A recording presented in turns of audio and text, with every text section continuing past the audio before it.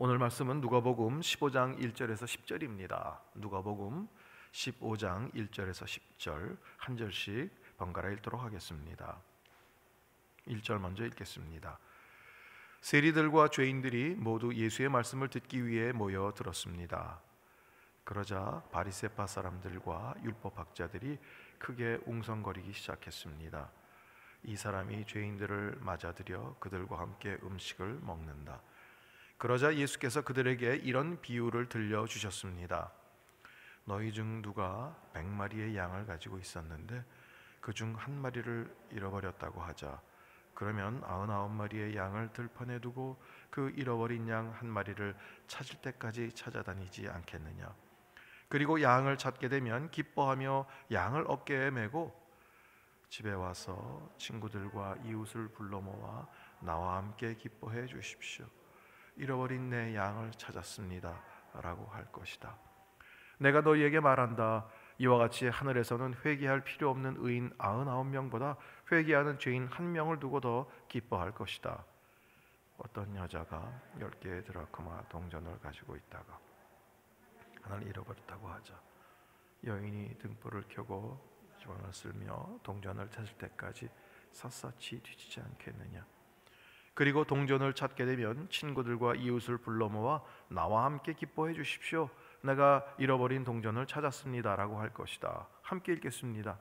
내가 너희에게 말한다. 이와 같이 회개하는 죄인 한 사람을 두고 하나님의 천사들이 기뻐할 것이다. 아멘. 오늘 말씀 가운데 계속 반복되는 단어가 하나 있습니다. 그것은 뭐냐면 기쁨이라는 단어입니다. 기뻐할 것이다. 기뻐한다. 과연 우리가 주님을 어떻게 기쁘게 할까? 우리는 알고 있습니다. 도식적으로는 믿음이 없이는 주님을 기쁘시게 못한다. 그래서 우리는 그 믿음에 대해서 오해하고 있는 것은 뭐냐면 그냥 교회 생활을 열심히 하면 그게 믿음이다라고 착각하고 있는 것은 아닌가. 물론 그것도 하나님 기뻐하시겠습니다. 그러나 진짜 주님이 기뻐하시는 것이 무엇인가? 오늘 말씀 가운데 들어가 있습니다. 1절 말씀 보니까 세리들과 죄인들이 모두 예수의 말씀을 듣기 위해 모여들었다. 굉장히 놀라운 일입니다. 세리와 죄인들. 그래서 특별히 세리들은 아시는 것처럼 그 당시 같은 민족으로서 로마 편에 붙어서 정말 그 민족의 자기 동족들의 피를 빨아먹던, 그래서 일정 양만 로마에 세금을 납부하면 되는데 그 이상을 걷어서 그 나머지는 본인이 착복하는 거예요. 그래서 세리들은 정말 유대인들 가운데 같은 동족이지만 아주 부정한 자들로 여겼습니다. 심지어는 그 당시에 거지들도 세리가 주는 돈은 받지 않는다라고 그렇게 돼 있어요. 왜냐하면 그 세리 손을 통해서 온 돈을 받으면 나도 똑같이 부정해지기 때문에. 그러니까 얼마나 그 배척을 받던 그런 인물들인지. 거기 죄인들까지 있습니다. 그 죄인들이 모두 예수의 말씀을 듣기 위해 모여들었다는 것입니다. 진정 하나님께서 계획하신 구원의 길이 막 열리고 있고요. 이 땅 가운데 주님이 오신 이유가 드러나고 있습니다. 주님은 그렇게 죄인들, 배척당하는 자들, 정말 이 땅 가운데 더 이상 뭐라고 얘기할 수 없는 아주 악을 행하는 모든 자들 다 포용해 주시고 용서해 주시고 구원해 주시기 위해서 오셨습니다. 그 가운데 제가 거기 포함이 돼 있죠. 그 은혜 때문에 다시 살아날 수 있었습니다. 그런데 2절에 그러자 바리새파 사람들과 율법학자들이 크게 웅성거리기 시작했습니다. 이 사람이 죄인들을 맞아들여 그들과 함께 음식을 먹는다. 여기 웅성거린다라는 것은 뭐냐면 그냥 수군대는 그 정도가 아니라 굉장한 원망의 소리가 있다라는 것이죠. 비난의 소리가 있다라는 것이죠. 왜냐하면 유대인들은요, 함께 음식을 먹는다라는 것은 그냥 밥 조금 같이 나눠 먹고 같이 그냥 식사한다 그 정도가 아니라 이 식탁교제라는 게 무지하게 유대인들에게 중요합니다. 식탁교제는요, 이제 너와 나는 한 식구야. 이제 한 형제 자매고 우리는 이제 정말 격이 없는 사이야 라는 것들, 그것을 의미하는 것이 식탁교제입니다. 그래서 주님께서 우리 가운데 원수의 목전에서 상을 베풀어, 식탁을 베풀어 주세요. 이제 너는 나와 한 식구야. 걱정하지 마, 염려하지 마. 원수가 눈앞에 있지만 내가 다 막아주고 지켜주고 인도하고, 그리고 너는 이제 내 품에 있는 내 자녀고 내 식구고 나와 함께한 자다라고 표현하시고 선포하시는 것입니다. 이 식탁은 굉장히 중요한 것입니다. 그런데 자칭 메시아라고 하는 그 그런 젊은 청년이 나타나서 그 죄인들과 함께 식사를 하니까 이 바리새인들, 정말 정통 율법에 아주 묶여 있고요, 전통주의에 묶여 있던 이 사람들은 견딜 수가 없었던 것입니다. 그러니까 막 원망합니다. 그러자 예수께서 이제 비유를 들려주신 것입니다.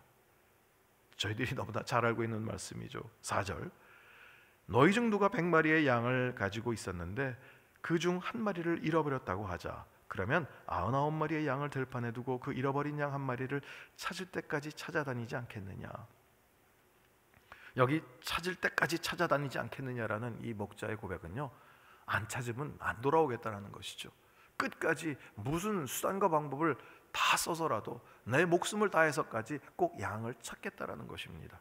어떤 분들은 아니 근데 99마리가 있는데, 아니 그러다가 99마리 흩어지면 어떡합니까? 아니요, 그 당시 목자들은 보통 3명에서 4명이 짝을 이루어서 함께 목동을 했습니다. 목양을 했습니다. 그러니까 이제 남아있는 양들은 부탁한 거예요. 그리고 찾아간 거예요.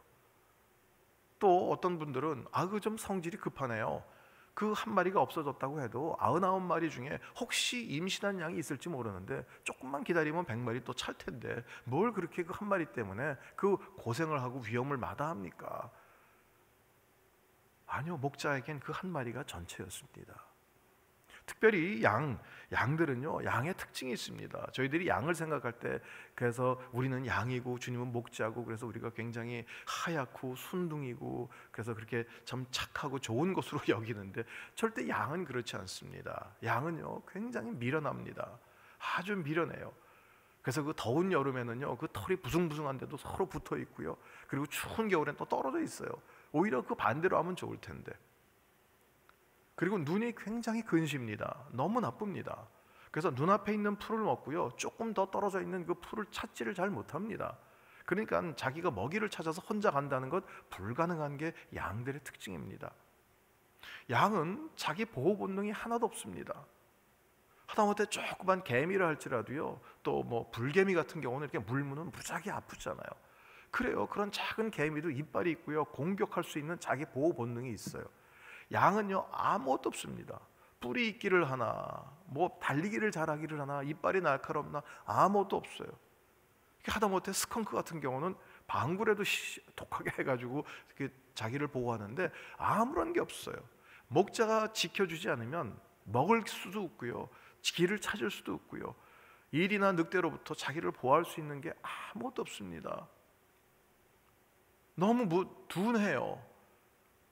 양들 가운데 큰 병 중에 하나가 뭐냐면, 파리들 중에서 좀 독한 파리들이 그 코, 그 강아지나 이런 그 양들 코는 항상 축축하잖아요. 그 코에다가 알을 낳습니다.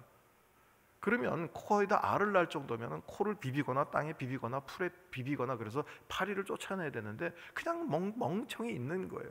그럼 알을 낳으면 그 구데기가 거기서 커가지고요, 그 다음엔 코 속으로 들어가서 뇌를 파먹기 시작합니다. 그럴 정도로 그냥 가만히 있는 거예요. 그냥 미련해요. 아주 아둔해요. 근시안이에요. 길을 찾을 수가 없어요. 자기 보호 본능이 없어요. 누구를 얘기를 하는 걸까요? 저예요. 저의 모습이에요. 목자가 없으면 살 수가 없어요. 목자는 그걸 알아요. 어려서부터 키웠기 때문에 그 양을 또 알아요. 진짜 목자들은 그 양의 이름까지 다 안다 그랬잖아요. 그러니까 그냥 둘 수가 없는 거예요. 찾아다니는 거예요. 혼자 찾아올 방법이 없는 거예요. 한 마리를 잃어버렸다고 하자. 똑같은 본문이 마태복음에 있는데요, 마태복음에 있는 단어는, 그 헬라어는요, 단어에 따라서 의미가 조금씩 다릅니다. 근데 똑같은 잃어버렸다라는 단어를 쓰는데 마태복음에서는 스스로 벗어났다라는, 자기가 고의적으로 거부하고 고의적으로 어디 딴 길로 갔다라는 그런 내용의 단어를 쓰고 있고요, 오늘 이 누가복음에는 그냥 연약하기 때문에, 잘 모르기 때문에 그냥 목자들을 잃어버렸다라는 그런 단어를 쓰고 있습니다. 저는 이 말씀 묵상하다가, 아니 어떤 상태든 상관이 없어요. 내가 고의로 주님을 거부했든, 내가 세상이 좋아서 찾아나갔든, 아니면 내가 연약함 때문에 실수와 그 죄로 인해서 그래서 어떤 죄 가운데 빠지고 하나님을 멀리 떠나 있었던 어떤 것이든 상관이 없이 주님은 우리를 꼭 찾아오신다라는 거예요. 반드시 기억하고 찾아오신다라는 것입니다. 그리고 5절에 보니까 양을 찾게 되면 기뻐하며 양을 어깨에 맸다라는 것이죠. 여기에 기뻐한다는 것은 와 찾았다, 아유 다행이네, 이 정도가 아니라 춤을 추는 기쁨이에요. 정말 춤을 추면서 너무너무 좋아하는 거예요. 그리고 집에 와서 이웃을 불러 모아 나와 함께 기뻐해 주십시오. 혼자만 기뻐하는 게 아니라 그 다음에 또 모든 사람들을 다 오라고 그래서요, 내가 잃어버린 영을 찾았습니다라고 기뻐하는 거예요. 왜 그렇게 기뻐할까요? 내 재산 중에 일부를 찾았으니까? 뭐 내가 정들었던 양을 찾았으니까? 아니요, 주님이 이렇게 기뻐하시는 것에는 이유가 있어요. 제가 그것을 누가복음에서 읽어드리겠습니다. 아마 기억하실 거예요. 자, 누가복음 이사야 말씀도 똑같으니까요, 4장에 이런 말씀이 있어요. 주의 영이 내게 내리셨다. 이는 하나님께서 내게 기름을 부으셔서 가난한 사람들에게 복음을 전파하도록 하기 위해서이다. 하나님께서는 포로된 사람들에게 자유를, 못 보는 사람들에게 다시 볼 수 있음을, 억눌린 사람들에게 해방을 선포하기 위해서 나를 보내셨다. 주의 은혜를 선포하도록 하기 위함이다. 주님이 잃어버린 양 한 마리, 잃어버린 영혼 한 사람을 되찾았을 때 기뻐하는 건 뭐냐면 바로 이거예요. 주님께서 포로된 자에게 진짜 자유를, 그러니까 그냥 건져내서 살린 것만 해도 그것 너무나 감사한데, 아니요, 거기에다가 진짜 자유함을 주시는 거예요. 보질 못하는 우리 가운데 정말 볼 수 있게, 정말 우리는 얼마나 근시안입니까? 그런데 이 땅 가운데 진짜 하나님의 길이 무엇인지, 인생의 길이 무엇인지, 생명의 길이 무엇인지 우리로 눈을 뜨게 해서 보게 하시는 거예요. 그래서 억눌려 있어요. 죄 가운데, 염려와 걱정과 근심 가운데 억눌려 있는 사람 가운데 진정한 해방이에요. 이게 은혜예요. 하나님께서 이러한 귀한, 너무 소중한 선물을 주시기 위해서 우리를 찾으시는 거예요. 근데 저희들 그러니까 죄송합니다. 저는 이거를 기뻐하기보다는 뭘 기뻐하냐면, 하나님, 조금 더 물질적인 게 좀 있으면 좋겠어요.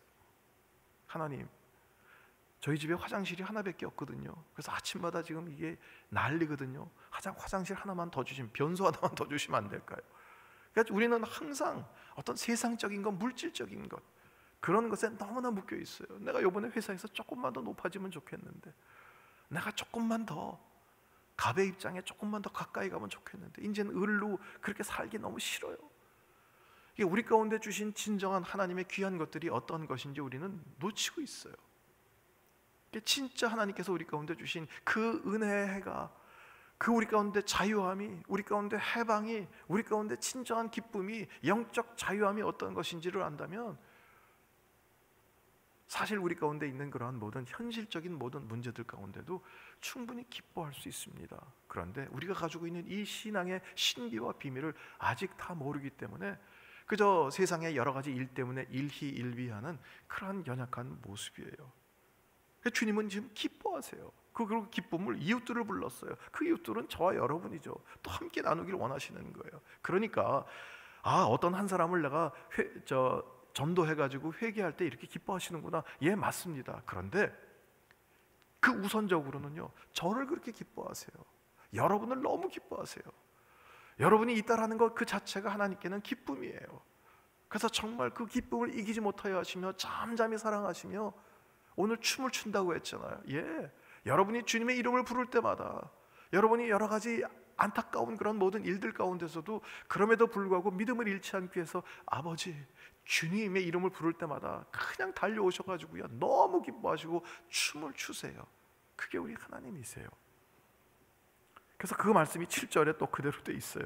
내가 너희에게 말한다. 이와 같이 하늘에서는 회개할 필요 없는 의인 99명보다 회개하는 회인 1명을 두고 더 기뻐할 것이다. 예, 우리 가운데 회개할 필요 없는 의인 99명이 어디 있겠습니까? 다 회개가 필요한 한 명 한 명이죠. 매일매일 주 앞에 나가야죠. 그 매일매일 주 앞에 나갈 때마다 한 번도 예외 없이 주님은 이렇게 기뻐하세요. 춤을 추시고요, 너무 신나하시는 거예요. 그리고 또 다른 예를 또 하나 말씀해 주셨습니다. 어떤 여자가 10개의 드라크마 동전을 갖고 있다가 그중 하나를 잃어버렸다고 하자 여인이 등불을 켜고 집안을 쓸며 동전을 찾을 때까지 샅샅이 뒤지지 않겠느냐. 예, 이 드라크마 하나, 그래서 하루 일당 정도 되는 거예요.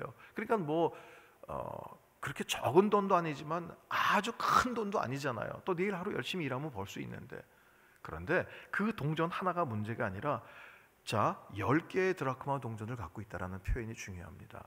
열이라는 것은 완전수예요. 유대인들 가운데는 완벽한 거예요. 그 중에 하나가 빠지면 그 완전히 깨지는 거예요. 하나님께서는 우리 한 사람 잃어버리시면요, 하나님의 완전히 없어진 거예요. 100마리의 양도 마찬가지예요. 100이라는 것은 열이라는 숫자가 또 10개가 또 있는 거잖아요. 그러니까 10 곱하기 10이에요. 그러니까 완전의 완전이에요. 저 한 사람이 있어야, 여러분 한 분이 하나님 앞에 있어야 하나님은요 온전하게 기뻐하실 수 있어요. 그 완전성이 깨지는 것, 하나님이 이것을 너무너무 힘들어 하시는 거예요. 그러니까 한 영혼이 귀한 거예요. 근데 집에 그 여인이 그 10개의 동전을 갖고 있다가 하나를 잃어버리는 거예요. 지금처럼 전등이 있고요, 우리 바닥도 깨끗하고 그러면 그래도 찾죠. 뭐 가구 밑에를 뒤져보다. 그 당시에는 흙바닥이었습니다. 그 흙바닥 위에다가 마른 갈대와 풀을 거기다가 깔은 게, 그게 보통 유대인들의 집의 모습이거든요. 그러니까 뭘 하나 떨어뜨리면 찾기가 어렵습니다. 그러니까 샅샅이 뒤진다라는 얘기는 뭐냐면 그 모든 풀들 다 걷어낼 것이고요, 그냥 여기저기 그 보이지 않는 희미한 그 등불 가지고요 여기저기를 구석구석을 찾을 거예요. 하나님이 그렇게 여러분을 찾으세요. 조금 무서운 얘기로 하나님이 여러분을 추적하세요. 어디가 있든 간에 정말 하나님께서 그걸 몰라서 찾으시겠어요? 아시지만 돌아올 때까지 그 앞에서 기다리시는 거예요. 그래서 문 두드리시는 거예요. 내 음성을 듣고 문을 열겠지. 여러분, 여기 오늘 양이나 동전의 그 의미 중에 가장 중요한 것은 뭐냐면 무기력함입니다. 스스로가 나 동전이 나 여기 있어요 라고 짤랑거리면서 그 주인 앞에 나타날 수가 없어요.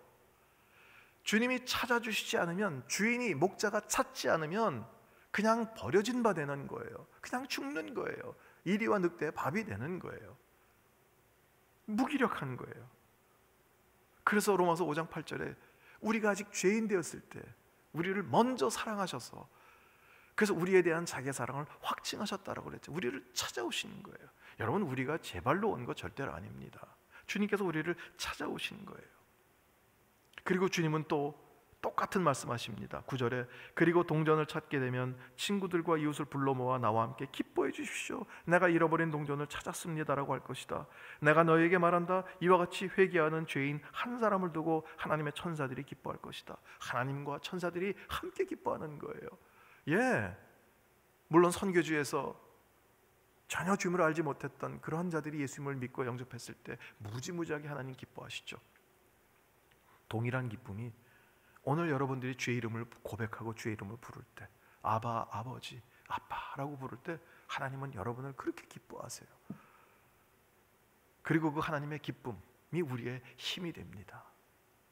오늘 하루 우리가 살 동안에 이것이 우리를 살게 하는 어떤 생명력의 원동력이 되기를 원합니다. 에휴, 난 자식 때문에 살아요. 아니요. 그러면 한많은 인생 돼요. 나는요, 내가 원하던 인생의 목표를 이루기 위해서, 내 통장에 어느 정도까지 되기 위해서, 내 노후 자금을 다 마련하기 위해서. 아니요, 그건 우리 인생의 삶의 이유와 근본 동기가 될 수 없어요. 원하옵기는 제 가운데도 여러분 가운데도 이 주님의 기쁨, 나를 기뻐하시는 이 기쁨 때문에 지금 비록 슬픔이 있고 아픔이 있고 억울함과 좀 그런 만족치 못한 그런 현실이 우리 가운데 있다 할지라도 창조주 하나님이 나를 이렇게 기뻐하시고 나를 찾으셨는데 그 기쁨이 충만해서 오늘 하루 온전하게 기쁨으로 살 수 있기를 바랍니다. 그리고 또한 나를 그렇게 사랑하시는 그 하나님이 다른 어떤 한 영혼까지도 너무 소중하게 생각하시고 그 한 영혼을 또 찾기 위해서 애쓰시는 그 하나님의 마음을 우리가 안다면 우리는 전도와 선교를 위해서 기도할 것이고, 또 우리가 정말 우리를 통해서 그 하나님의 이름이 전해지는 것 때문에, 그래서 우리의 삶의 모습 가운데, 태도 가운데 정말 주님을 향해서 올바로 깨어있는 그러한 모습이 될 것입니다. 오늘 하루 그러한 은혜 가운데 충만함이 있는 그런 하루가 될 수 있기를 주의 이름으로 축원해 드립니다. 기도하겠습니다. 하나님, 정말 주님을 예배하는 예배자로 다스리게 살게 허락하여 주시기를 원합니다. 하나님, 오늘 이제 이 아침에 기도할 때 하나님, 이 하나님의 기쁨이 우리 가운데 전달되게 허락하여 주시기를 원합니다. 하나님, 세상에선 그렇게 기뻐할 일이 없네요. 하나님, 제가 혼자 하나님을 찾아가기가 너무 어렵습니다. 어쩌면 하나님, 이 잃어버린 양처럼 길도 모르고 보이지도 않고 방향 감각이 없이 그냥 헤맬 뿐이고요. 잃어버린 동전 하나처럼 하나님, 누가 나를 건져주기까지는 하나님 그 수렁에서 꼼짝할 수가 없는 하나님, 그런 무기력함이 제 가운데 있습니다. 하나님, 그래서 주의 이름을 부릅니다. 그냥 있는 어렵고 힘들고 아프고 수렁 가운데 그 한복판에서 그냥 주님을 바라보고 주의 이름을 부릅니다. 주님, 오셔서 건져주시고 구해주시고 찾아주시고, 그리고 저를 어깨에 메고 기뻐하는 그 기쁨이 제 인생 가운데 전달이 돼서 하나님, 이제 전혀 다른 차원의 기쁨과 감사와 고백과 감격과 환희가 하나님 제 가운데 있게 하여 주시기를 원합니다. 저희들 가운데 하나님, 정말 주님과 동행하는 그 기쁨, 주님과 동행하는 하나님 그 만족과 그 해방과 자유함, 하나님 그것을 이 땅에서도 누리고 맛보며 사는 한 분 한 분 될 수 있도록 역사해 주시옵소서. 이제는 우리를 구원하신 예수 그리스도의 은혜와 하나님 아버지의 크고 놀라우신 사랑하심과 성령 하나님의 동행하심이 이제 주님과 함께 기뻐하고 주님 앞에 이제 붙들림 바 되어서 정말 주님으로 인해 해방, 자유, 그 기쁨을 만끽하며 살기로 그렇게 소원하고 기도한 오늘 예배드린 하나님의 백성들 위에, 그 모든 삶 위에, 그 가정과 자녀들 일터 위에 이제로부터 영원까지 함께 하시길 간절히 축원하옵나이다. 아멘.